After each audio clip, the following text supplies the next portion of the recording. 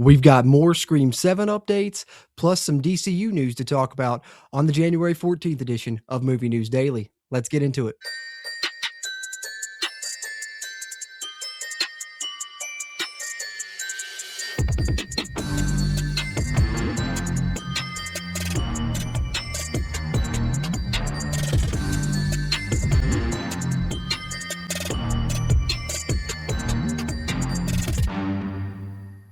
What's happening? What's happening? What's happening? Welcome back into JC's Movies, where you can see all kind of movie and TV show talk with me, JC, especially superhero, comedy, and horror. So if those are movies and TV shows, genres that you enjoy, be sure to hit that subscribe button. Doesn't cost you anything. We can hang out together, talk movies, talk TV shows, have some fun here. And while you're in here watching the video, if you would, just hit that like button. It'll help us out with that algorithm, help more movie and TV show fans like you and me find the video, and that'll help us continue to grow the channel here on JC's Movies, where we bring you movie news daily every Monday through Friday, as we're here for our January 14th edition, and some fun stuff to cover here. So with no further ado, let's dive in. We talked about the Scream 7 teaser and reacted to it on yesterday's episode. We got a poster today, plus some more info. Let's take a look at the poster first. All right, so here you see it on the screen, the first Scream 7 poster. I will say I think it's better than the Scream 6 poster. I like, the ghost face walking away from Stu's house burning at the bottom. But personally, I'm just not a huge fan of the modern posters where they, get every character onto the poster. I much more liked the kind of more reserved old school 90s, early 2000s style, where sometimes it was just the title and, maybe you get one person on there, maybe you don't. I don't know.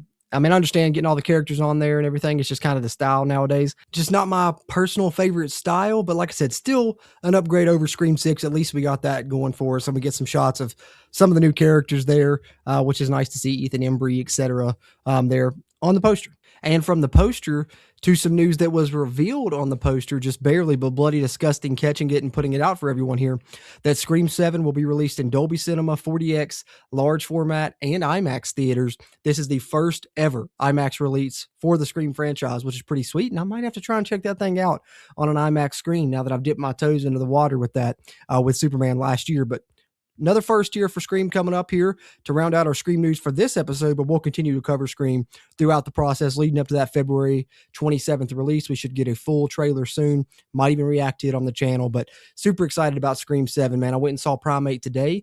Got a out-of-theater short reaction up on the channel for that already. Look out for a full review in the future, but they played the first Scream 7 teaser trailer that they dropped, and even that got me excited, man. So I'm really hyped for this one for sure. Can't wait. From the Scream news to some DCU news, because we got news on both DCU animated projects that are upcoming. Of course, we've already had Creature Commando Season 1. We're getting Season 2. We'll talk about it momentarily.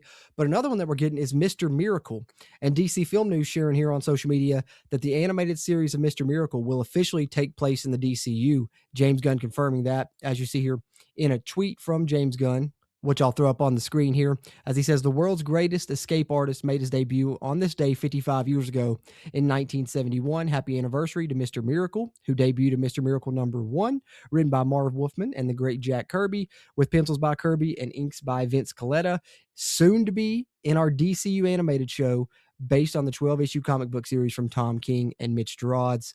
But yeah, DCU animated show. He specified there, and we get a picture of Mr. Miracle there. But hey, canon to the DCU. And then also we got confirmation from James Gunn, as you see here on the screen, someone asking, does the new season of Creature Commandos take place before or after Peacemaker's second season?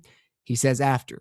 So Creature Commandos Season 2, of course, we know Creature Commandos canon to the DCU, and it takes place after Peacemaker. So it's set after Peacemaker Season 2. So chronologically, it's coming out in order already, to the order that it is inside the canon. And looking forward to the second season of Creature Commandos. Really enjoyed Season 1 there, as we continue to cover the DCU here on JC's Movies. Couple more upcoming projects here. Bloody Disgusting shares with us. This is pretty cool from Bloody Disgusting, as this is the first look at Kevin Bacon and Kira Sedgwick's meta horror comedy family movie. And it's funny that it's called family movie because it's literally their family in the movie. Kevin Bacon and Kira Sedgwick, there are two kids in there, and I think it's going to be interesting. It's a horror comedy. You see the first picture there on the screen. As we see Kevin Bacon and Kira Sedgwick co-direct the meta horror comedy family movie, in which they star alongside their real-life children, Sosie Bacon and Travis Bacon.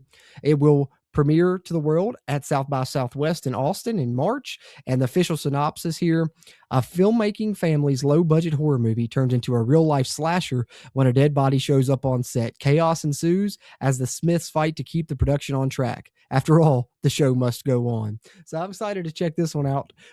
Kevin Bacon and his family, literally, in a movie called Family Movie. Pretty meta on some multiple levels, and it's going to be what seems to be a good horror comedy. So we'll see what happens with Family Movie. And then also from Bloody Disgusting, I hadn't heard about this one yet. It's a Vince Vaughn time travel action comedy called Mike and Nick and Alice, and it's coming streaming on Hulu in March. As we see a picture there, James Marsden in this as well. You see him in the picture there with Vince Vaughn. It will also premiere at South by Southwest on March 14th, and then will come to Hulu a couple weeks later there on March 27th. The film is about two gangsters and the women they love trying to survive the most dangerous night of their lives. And as if that wasn't enough, there's one wild ingredient added to the mix: a time machine. So I'm all over it. Vince Vaughn, time travel comedy, James Marsden in there with him. Have to check this one out on Hulu in March. And this one's for my God of War fans. Never played it myself, but knew they were making the live action series. But I had to share the news because Ryan Hurst cast as Kratos, which is cool because to me, that's Opie from Sons of Anarchy, man. That's Gary Bertier from Remember the Titans. And now he gets to play Kratos. He's proven to be a good actor multiple times. Remember the Titans, phenomenal. Sons of Anarchy, arguably my favorite TV show of all time. So, he's playing Kratos. Like I said, I don't know anything about God of War, but it does make me maybe want to watch it. But if you are a God of War fan, you'll see Ryan Hurst playing Kratos in the live action series. And then the last news of an upcoming project we have comes from Variety. And this one is a network series, actually, a network comedy, Tracy Morgan football comedy called The Fall and Rise of Reggie Dinkins. It's going to be an NBC show and premiere after the Rams and Bears game. So the new NBC series will air its first episode on Sunday, January 18th at 7 p.m. or immediately following the NFL playoff game between the Rams and Bears. And then you got to, endure a hiatus. So, you're going to get that premiere, but then it won't return until its original premiere date, which is February 23rd. So, a little bit of a wait there. But then the show will continue its run in the 8:30 p.m. time slot starting on March 2nd. And the episodes will be available on Peacock the following day. So whether you want to watch it on NBC or on Peacock, you can check out a new comedy series from Tracy Morgan, a football comedy series at that. And then just lastly, wanted to share this news also from Variety is HBO Max has renewed their A24 streaming deal. So you got multiple projects coming up now. Marty Supreme will be on HBO Max. The Moment will be on HBO Max. And so this is an extension of their initial deal from back in 2023. They're going to continue it, but we got a list of some upcoming movies from A24 that'll be on Max now. As we see Marty Supreme, The Moment, Pillion, The Backrooms, which is a horror movie I'd like to check out. So glad it's going to be on there. The Death of Robin Hood will be on there once it comes out. That's the new Hugh Jackman. The Drama with Zendaya and Robert Pattinson. And then Enemies with Jeremy Allen White and Austin Butler. How to Make a Killing starring Glenn Powell, and Prime Time also starring Robert Pattinson. So some good movies that'll be coming out on HBO Max courtesy of A24. That's the final little piece of news that I had here on the January 14th edition of Movie News Daily. And so that will pretty much wrap us up for this one. Like I said, be on the lookout for the Primate review. Hopefully have that out on the channel tomorrow, as I finally got a chance to check that out today. But I already do have the YouTube short up with my instant reaction, my out of theater reaction for it, if you want to check that out. But other than that, let me know your thoughts in the comments on any of the stories we covered here in the show, or anything, if you'd like me to cover in the future on Movie News Daily. You can drop it in the comment section as well. Anything you got there. Always appreciate those interactions, as I enjoy talking movies with you guys. And I appreciate you checking this one out, and I will catch you on the next one.